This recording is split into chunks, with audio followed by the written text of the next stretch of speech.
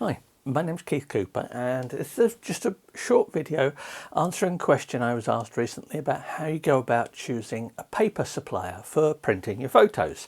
Now, I do a lot of prints, I test a lot of papers, which means I've seen a lot of papers, and I've also seen some bad papers as well. You have to remember that when you get a new printer, above all, I always say you choose the printer first, then you choose the appropriate paper. Remember that if you get a particular printer and somebody else comes along and says, oh, this is a great paper, find out what printer they use, because the best paper for you on a particular printer may not be the same as the best paper for someone else on a different printer. Just always remember that one. And the other thing is that when I start with a new printer, if I'm testing a printer, let's say Canon or Epson sent me a new printer to test, the very first papers I test on that printer are always OEM, original equipment manufacturer. So Epson papers on an Epson printer, Canon papers on a Canon printer. That's what I do for my initial testing. Even if I'm only testing a few sheets of A4 paper, if I'm not doing much on it, I do the initial testing to check that everything is working properly. I have test images and things. Now, I've got videos about using test images and stuff, but I have a few test images and I use a standard paper from the printer manufacturer to test that everything is working okay. Because if I just launch into it and just go, oh, well, this particular paper here, I think it's really nice, I think this will go, yeah, I don't know that the printer is working at its best. Now, I would hope that I've set it up and it is working properly, but I can't guarantee it. And if I can't guarantee it, nor can you. So you always start off, even if it's just a few sheets, just to make sure everything is up and running and working right, that you're printing images correctly. So that's a starting point. The other thing I get asked about on this, and this was the particular question that led to this, was what about the big brands? Are they better? The famous brands of paper. I'll let you fill in the blanks here as to what you regard as famous brands of paper. At least one of which I know is called a famous brand of paper is nothing but a box shifter. They have their papers made and they put their label on it and that's it. I'm not going into details of it. You can find out stuff about paper makers all over the place. Some paper makers have a very long history, which is great. Paper's been made for a long while, and you'd think that if they've got a long history, they'll have learnt something in the process. Yes, they do.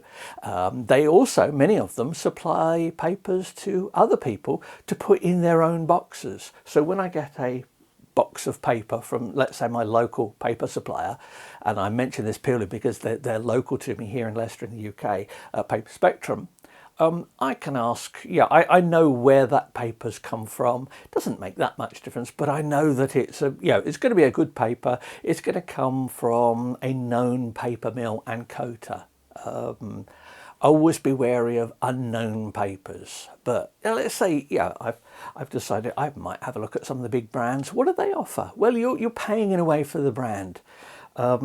Papers, if you go to a photo show, and I go to the photography show here in the UK, and I see displays of photos on walls, all printed on such and such a paper, there is meant to be a perception that you're meant to take away that if only you used that paper, your pictures would be as great as these.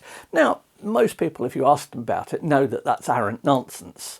The paper affects some aspects of a print, but if you're looking at photos, it's the content that really makes it. Now, if they're got a display showing different surfaces, different paper types, that's interesting because you can actually get an idea of what sort of images may suit different types of paper better. But remember that if you're going for a big brand, you're paying for the brand and the advertising and the marketing as much as anything else. They can be very good papers, but not necessarily. And as I say, there are a distinctly limited number of people who make paper and then who do the specialised coating, because it's the coating that makes the paper. I get people ask, oh, I'd like to print on such and such, sort of £120 uncoated stock with such and such an inkjet printer. What's the best way of going about it? Well, the best way of going about it is don't start with that paper. That's a paper made for commercial printing, not inkjet printing. All the pictures I've got round here that I've printed are critically dependent, what they look like, as well as my photography and editing, on the actual coating of the paper. So this particular one here, it's a metallic paper. I've reviewed this one here.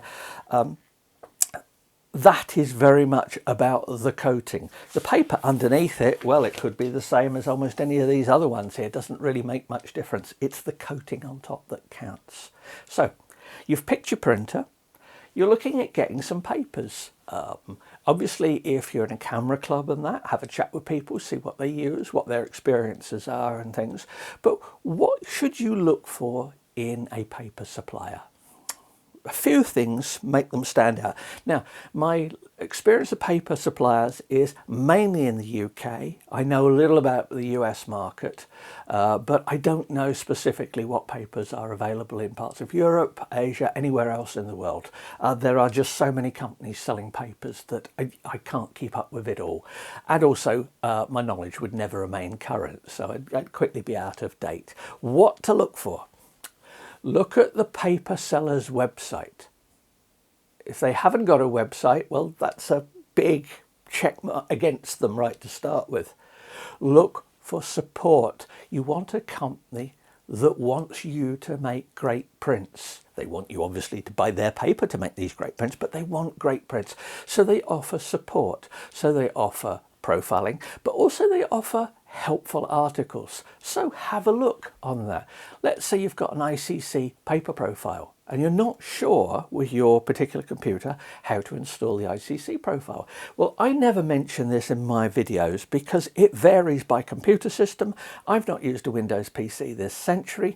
Even on Macs, it's varied in recent years. So have a look on the website, and if they've got information like how to install an ICC profile, great. That shows they are committed to putting in resources into getting good results for your printing.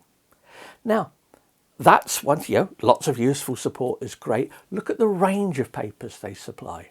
It costs money to hold a range of sizes of papers. If you're just seeing one or two papers, or our extra special super cheapo paper here on offer today, the big sell, if you're seeing that, now I take that as a negative sign. Not necessarily, depends on the market you're in and what they're aiming at. But in general, look for a company that has a good stock of paper, offers helpful, and offers profiles, ICC profiles. Now, they will either offer ICC profiles for popular printers, so check that they've got profiles for your particular printer. Also, some companies, I know in the UK, will, if you buy some paper off them, you can print a target sheet, send it off to them, and they'll make you a custom profile for your printer. Now, that can be any printer. As long as it's got working colour management and can use profiles in it, then that's a solution for it. Certainly some of the cheaper printers, you may not find that profiles have been made because it takes effort to make profiles. You need paper, you need ink, you need the time, you need the equipment and the software to do it, and you need the expertise to do it. So if you see that a company offers profiles, that's a good sign. That means they're putting in the effort. That goes for big companies and small companies. If you see that they're interested in you getting good prints, that's the real key to it. Let's see, make sure that they've got a good range of papers, and if they've got sample packs, by all means. Do say, when you get a new printer, don't rush out and just buy sample packs. I know some people like the idea of just trying lots and lots of papers. To me, with a brand new printer, you do not have the experience and expertise, and that goes for me as well when I'm testing a new printer, to be able to go, oh, well, I'll just try all these different random papers and try out and see what I like. I don't know how that printer performs. That's why I start off on using OEM papers with a new printer. Start off that, then move to that. There's an Epson paper. I got this one quite some time ago when I was testing a printer. This particular roll here may be at least 10 years old from when I tested a printer a while ago. It's 16-inch premium luster.